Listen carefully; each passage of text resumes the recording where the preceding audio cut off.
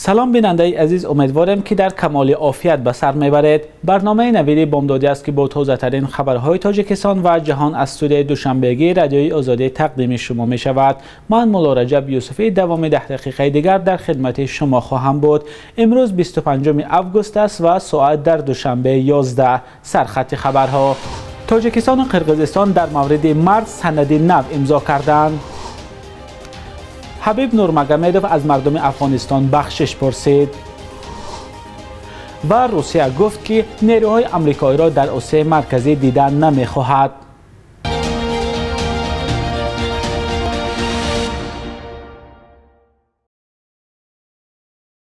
شرح بیشتری خبرها: در ولایت بادکن قرقیزستان ملاقات نوبتی گروه‌های کاری تعیین و نشانه‌گذاری مرزی تاجیکستان و قرقیزستان به پایان رسید. این ملاقات از 16 تا 22 اوگوست برگزار گردیده است. دیوان وزیران قرقیزستان خبر داد که در پایان ملاقات سند امضا شده است، ولی محتوای سند آشکار کرده نشده است. جانب‌ها به سازش رسیدند که ملاقات نوبتی را در حدود جمهوری تاجیکستان برگزار کنند. بعد از نزاع مسلحانه در مرز تاجیکستان با قرقیزستان در آخر ماه اپریل سال جاری، گروه‌های کاری برای معین و علامتگذاری مرز دو کشور چند بار ملاقات برگزار کردند. طول مرز تاجیکستان با قرقیزستان 980 کیلومتر را تشکیل می‌دهد که از این تنها 519 کیلومترش مشخص و علامت گذاری شده است. در مرز دو کشور همه ساله برای زمین، برای آب و راه و چراگاه بین ساکنان نزد مرز جنجال ها سر می‌زند. حبیب نورمگامدوف ورزشکار معروف روسیه از مردم افغانستان بخشش پرسید. روز 18 اوگوست ضمن نشست خبری روزنامه‌نگار نظری نورمگامدوف را درباره تحولات اخیر افغانستان پرسیده بود، ولی این ورزشکار با تندی به خبرنگار پاسخ داد و گفت که مسئله افغانستان با او دخل ندارد و درباره کشوری که از او هزارها کیلومتر دور است صحبت نمی کند.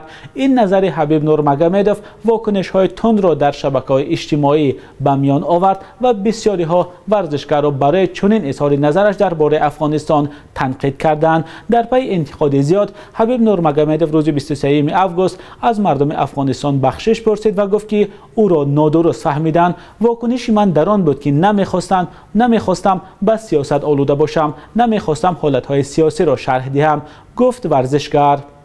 حبیب نورمگامدوف قهرمان سابق تشکیلات UFC در وزن سبک می باشد. نورمگامدوف از شهرت زیاده در کشورهای مسلمانی برخوردار است. او ماه اکتبر سال گذشته بعد غلبه‌اش به ورزشکار آمریکایی جاستین گیج گفت که هنرنمایش را در محاربه‌های آمیخته انجام می دهد.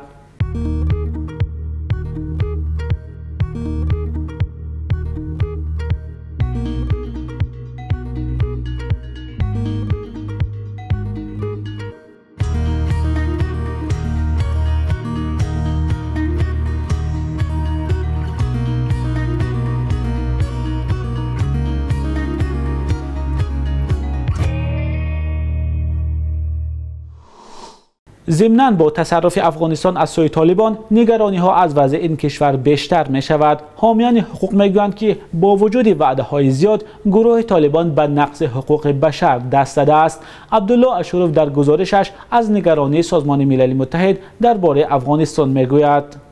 یک مقام بلندپایه سازمان ملل متحد روز سه‌شنبه گفت که وی گزارش‌های معتمد را به دست آورده است که از نقض حقوق بشر از سوی طالبان در افغانستان از جمله قتل شهروندان و نقض حقوق زنان شهادت می‌دهد. میشل بچلت در سخنرانی خود در شورای حقوق بشر جزئیات قتل‌ها را نگفت، اما از همایش ژنو دعوت کرد که مکانیزمی از نزدیک نظارت کردن طالبان را تأسیس دهد. بچلت در جلسه اضطراری سازمان ملل متحد در شهر ژنو عاید به افغانستان که با درخواست پاکستان و سازمان همکاری‌های اسلامی برگزار شد گفت زنان، روزنامه‌نگاران و نسل نوی جامعه شهروندی که در سالهای اخیر تشکل یافته بودند زیر ترس و هراس جدی قرار دارند. اقلیت‌های مختلف قومی و مذهبی افغانستان نیز با نظرداشت قانون‌شکنی‌های قبلی در زمان حکمرانی طالبان و گزارشات درباره کشتار و حمله‌های هدفمندانه در ماه‌های اخیر احتمالاً زیر خطر سرکوب و خشونت قرار دارند، گفت او. ناصر احمد اندیشه، دیپلماتی بلندپایه افغان از حکومت غنی، طالبان را به مسئولیت شناسی دعوت کرد و وضعیت را در افغانستان نامعین و دهشت‌آور تصویر کرد. میلیون ها آدمان از جان خود میترسند، گفت او. کارشناسان مستقل سازمان ملل متحد عاید به حقوق انسان با یک اظهارات مشترک اعلان کردند که بسیاری ها از ترس انتقام پنهان میشوند، زیرا طالبان خانه به خانه گشته کافتوکاب را ادامه میدهند. در روزهای اخیر درباره کافتوکاب، بازداشت، تهدید و ترس دادن، اینچنین مصادره مال و ملک و قصدگیری یا انتقام جویی گزارش ها میرسد. شورای سازمان ملل متحد لایحه قطعنامه را بررسی میکند که از جانب پاکستان و سازمان همکاری های اسلامی پیشنهاد شده است. در این سند از گزارش ها درباره قانون شکنی ها خبر داده شده است، اما در آن نام طالبان ذکر نمی شود.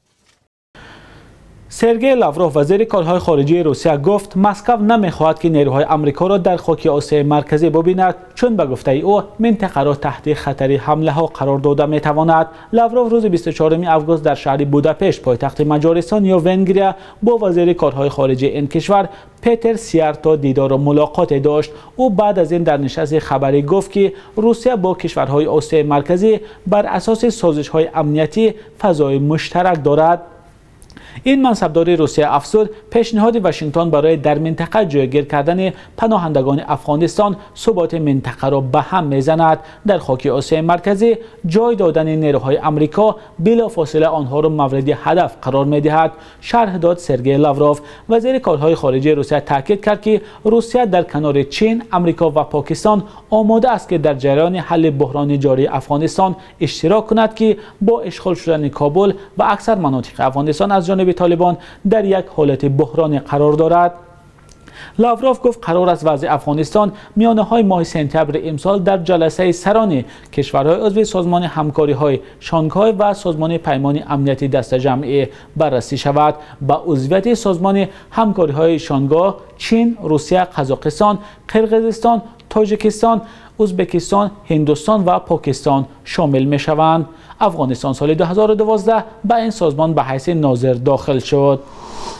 حرکت طالبان شورای را عبارت از 12 کس تشکیل می‌دهد که این افراد افغانستان را اداره خواهند کرد. در این باره نشریه فارن پالیسی خبر داد. به اطلاع منابع نشریه، رهبر قنات سیاسی طالبان ملا عبدالغنی برادر، رهبر کمیسیون نظامی، پسر اساسگذار حرکت ملا عمر محمد یعقوب، اینچنین اعضای گروه تروریستی شبکه حقانی خلیل الرحمن حقانی به شورا شامل می‌شوند. نشریه همچنین می‌نویسد که طالبان می‌خواهند احمد مسعود پسر احمد شاه مسعود را هم به شورا شامل کنند. با وجود تصرف کابل و تلاش‌ها برای برقراری ترتیبات، این گروه با تهدیدها از منطقه‌های شمالی که قدرت طالبان را اعتراف نمی‌کنند روبرو است. طبق گزارش‌ها شمار قابل ملاحظه قوه‌های حکومتی و نیروهای ویژه در دره پنجشیر واقع در شمال کابل جمع آمدند. گزارش‌ها می‌گویند که طالبان صدها تن از جنگجویان خود را به این منطقه فرستادند. بخش یک روزه تاریخ را همکارم خرامان بقازاده تقدیمتان میکند که مهمترین تحولات تاریخی در روز 25 آگوست را فرا میگیرد.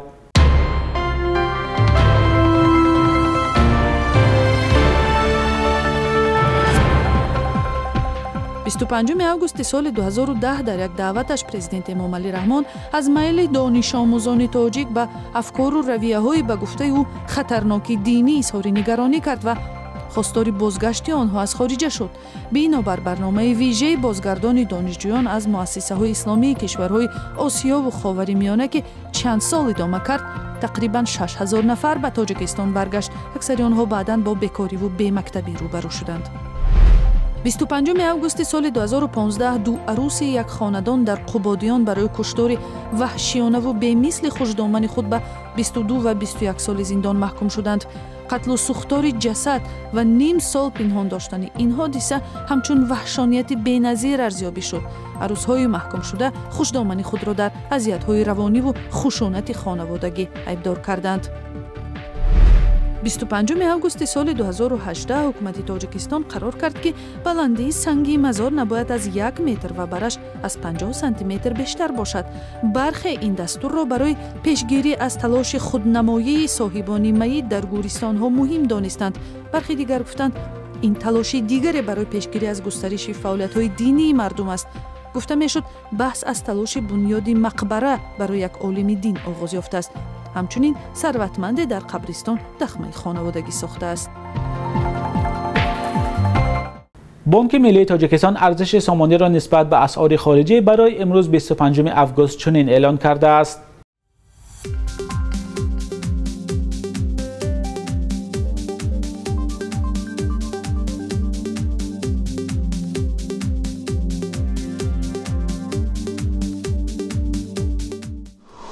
بیننده عزیز، تشکر که تا آخر برنامه نوید بامدادی ما را همراه کردید. خبرهای تازه ترین را دوام 24 ساعت می توانید از سامانه رادیو آزادی با نشان www.azadi.org و صفحه های ما در شبکه‌های اجتماعی پیدا کنید. فردا در همین وقت و ساعت شما را منتظریم.